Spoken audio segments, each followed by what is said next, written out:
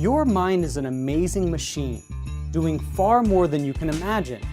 It's your biggest ally, but it can be your biggest enemy, especially when it comes to your finances. I'm Dr. Daniel Crosby, and we're going inside your mind to put you on your best behavior. Most of us know intellectually that hard work and failure often precedes success. We probably even have a couple of anecdotes.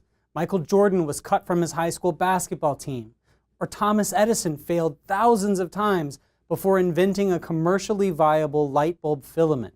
But however much we may wish it were different, success is typically preceded by a good deal of imperfection, and those who do go on to do great things are the ones who learn to fight through. So what does a feeling of personal specialness have to do with stick-to-itiveness?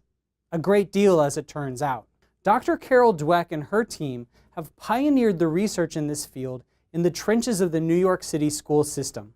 Dweck's team took a random sample of children out of their 5th grade classes and in the first round of the experiment provided them with puzzles simple enough that most of the children could excel. To the first group of children, she complimented their intelligence. "You did well, you must be very smart."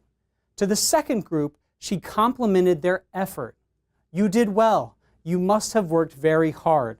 For the second round of the test, the children were given an option. They could choose a harder test or a test equivalently hard to the first.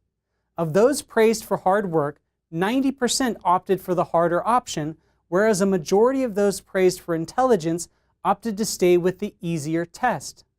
It seems that people who believe that they are naturally gifted tend to quit earlier and choose simpler tasks than those who have been socialized to work hard. Feeling special produces a euphoric high that people are understandably hesitant to part with. So when special people are confronted with a difficult task, they often back down, seeing as a threat to their own crown of giftedness. Why risk the possibility of failure when you could bask in the safetyness of being special? So what does this have to do with investing? I think that overconfidence is one of the most harmful behavioral traits an investor can exhibit. Equity investing is by its nature an act that requires humility, patience, and a willingness to be self-critical, none of which are hallmarks of overconfident people. Investors with an "I'm special" mentality enter capital markets and expect immediate success, which the market can be stingy to produce. When the overconfident investor doesn't achieve his desired result, he or she may quit altogether, which is dangerous, or double down in an effort to attain the return that he or she is due. Doubly dangerous. Just as a child labeled gifted may quit too easily when school becomes tough, an overconfident investor may pout if they do not live up to their own internal hype as a sort of junior Warren Buffett. With both the child and the investor, the fix is the same. Focus on the process. You aren't special, but your discipline can be. The market may not be in your control, but your reaction to it is.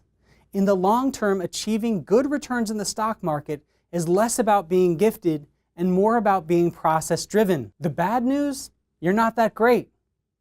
The good news? Realizing how average you are is the first step toward doing something extraordinary.